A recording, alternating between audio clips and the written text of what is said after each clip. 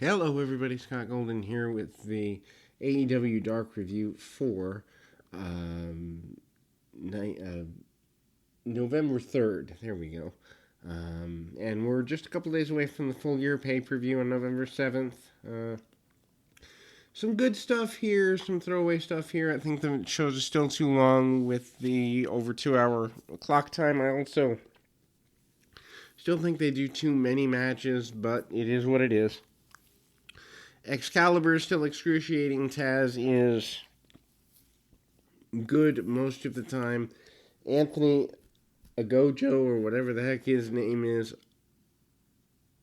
Ogodo, or however you pronounce it, not great. Ricky Starks, always good on commentary where he fills in. Darby Allin and Bishop King start.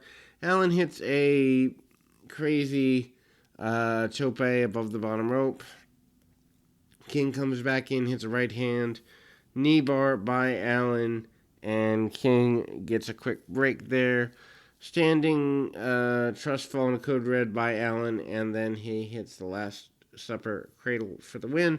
I don't know that you needed to have him on Dark before his championship match at the pay per view, which, by the way, he should win. Brandy Rhodes and Red Velvet with Dustin Rhodes versus Layla Hartesh and Elena Black. Not a bad match, although they need to get Brandy Rhodes out of there. If she wasn't related to Cody, would she even be in the ring? I don't think so. Brandy and Velvet are forming an alliance. They have a mutual hatred for Anna Jay, which doesn't really play in here.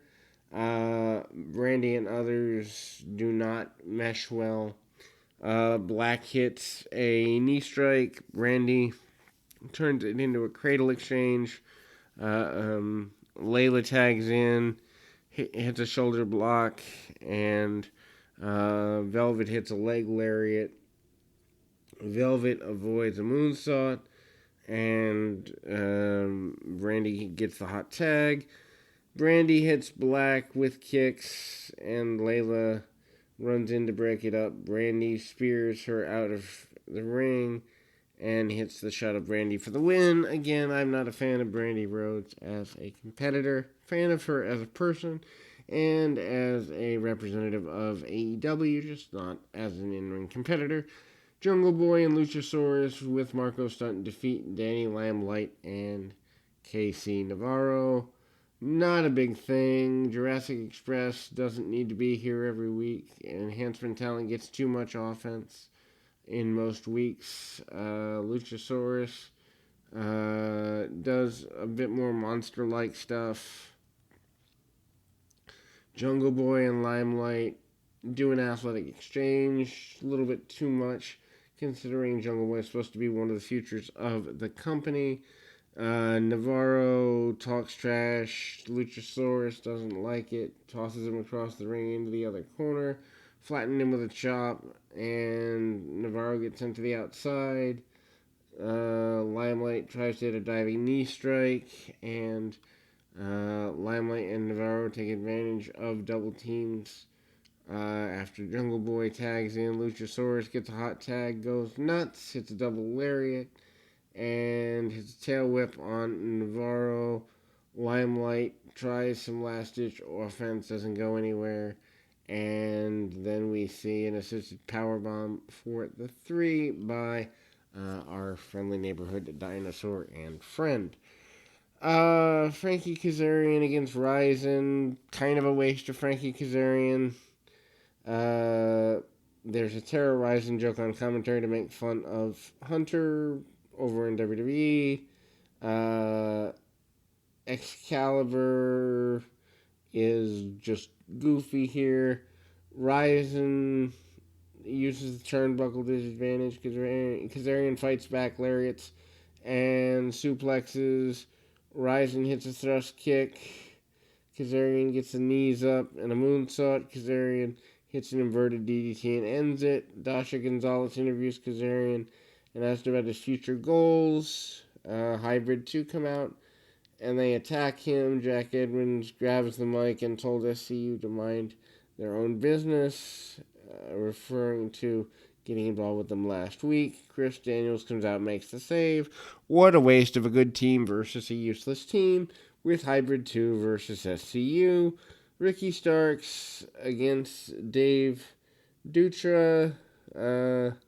This is Dutra's AEW debut. Starks dominates this.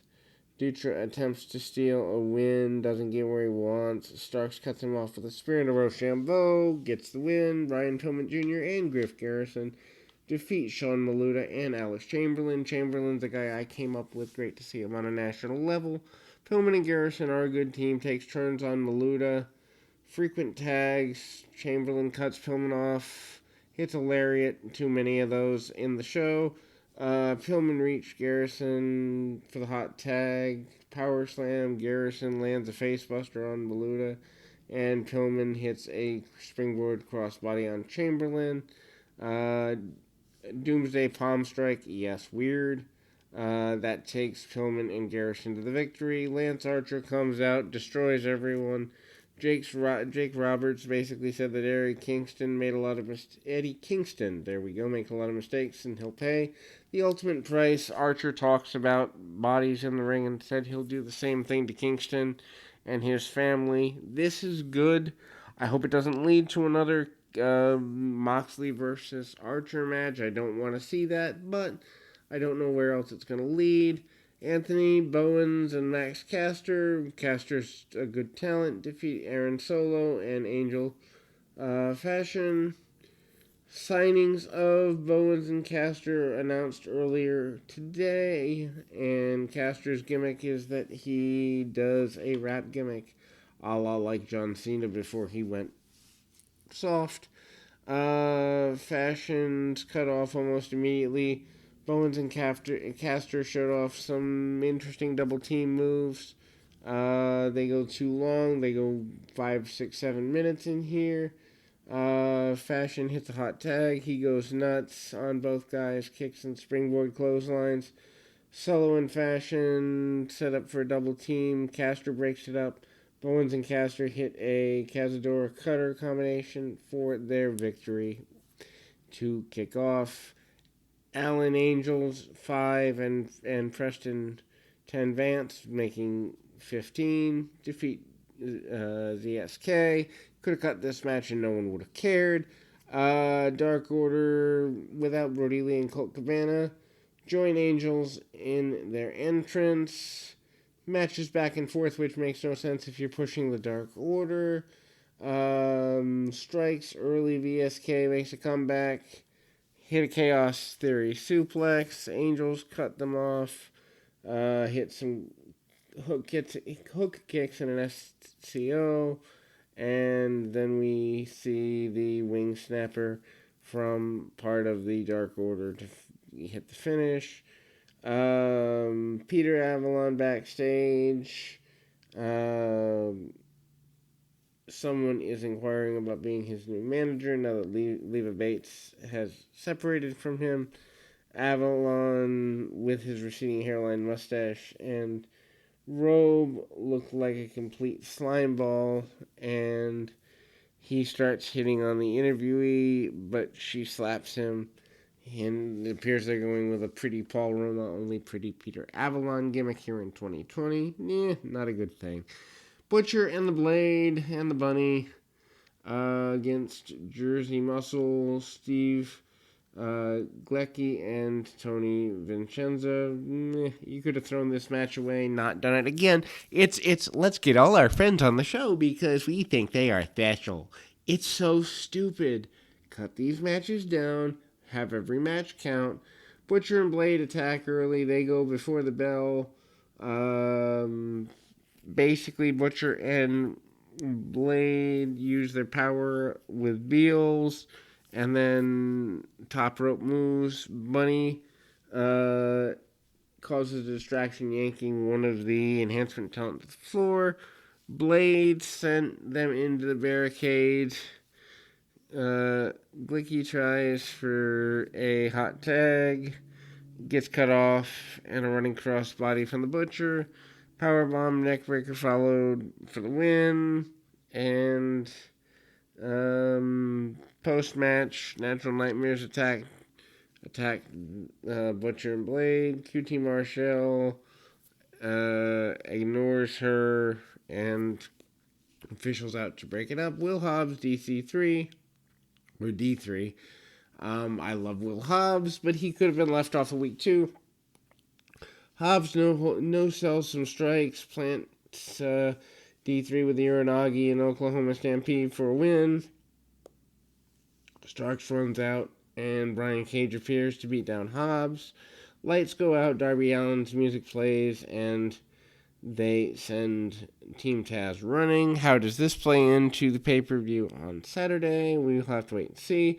Dark Order, Stu Grayson, and Evil Uno defeat Baron, Black, and Nick Calamaro. Remember we talk about matches that can be thrown away? Add this one to the list. Grayson and Uno are flanked by members of the Dark Order. Calamaro is a former NXT trainee, got good size. He's been on Dark before. Uno distracts Black, allowing Dark Order to take advantage.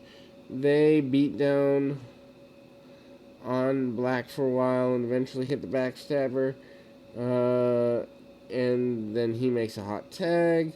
Calamaro runs wild with power slams. Grayson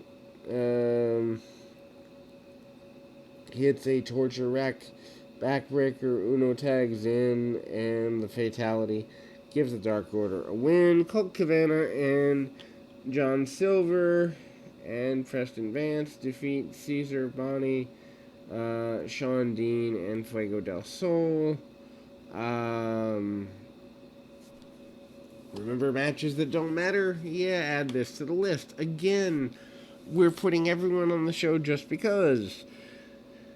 Dark Order Trio takes on Cody and the Guns Club on Wednesday, which begs the question, why do they need to be here? Dynamite is bigger than here, so they don't need to be both places. Anyway, Silver's absolutely out of his mind with confidence. He's over the top. He looks fun. I've misjudged him as a member of the Dark Order, but they got to get him away from the group if he's going to mean anything.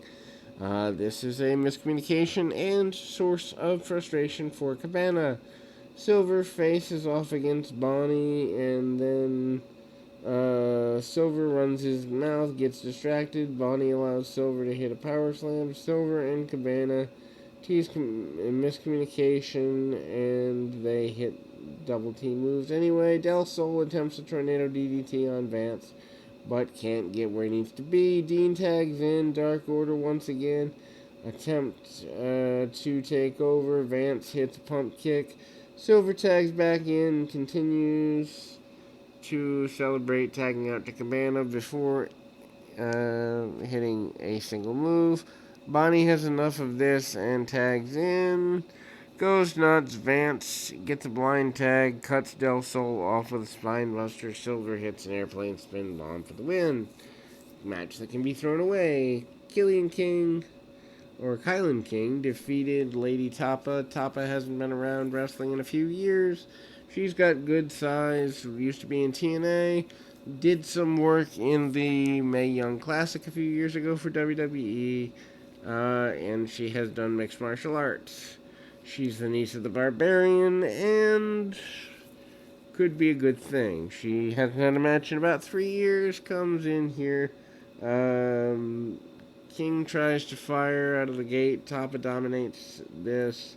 Tapa hits a Samoan drop. King fights back with lariats. Remember those? Seen too many of those. Clothesline sends Tapa up for King to hit a frog splash for a 3 count. She gets a surprising win. I don't know why you'd bring somebody in and have them lose, but anyway. Private Party, team nobody cares about, defeats Chaos Project, team nobody cares about. Chaos Project's first appearance since their high-profile match with Chris Jericho's anniversary show. Camera cuts to Kazarian in the crowd, and Private Party takes turns going after Serpentico. Luther takes control with some power moves at a guy over 50, should not be focused on. Anyway, Serpentico hits his streamers into Cassidy's face. Beat down by the heels. Quinn distracts both opponents, hits kicks and moonsaults for near fall. Luther cuts off the offense. Cassidy hits a really ugly looking bulldog.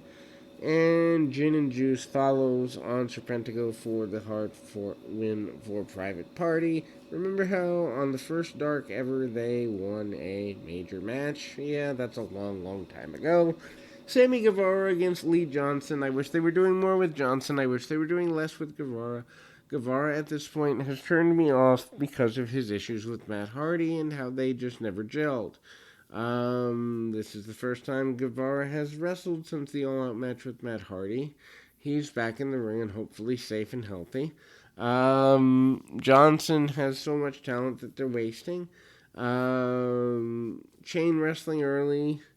Stalemate between both guys. Guevara hits a drop kick and does some posing.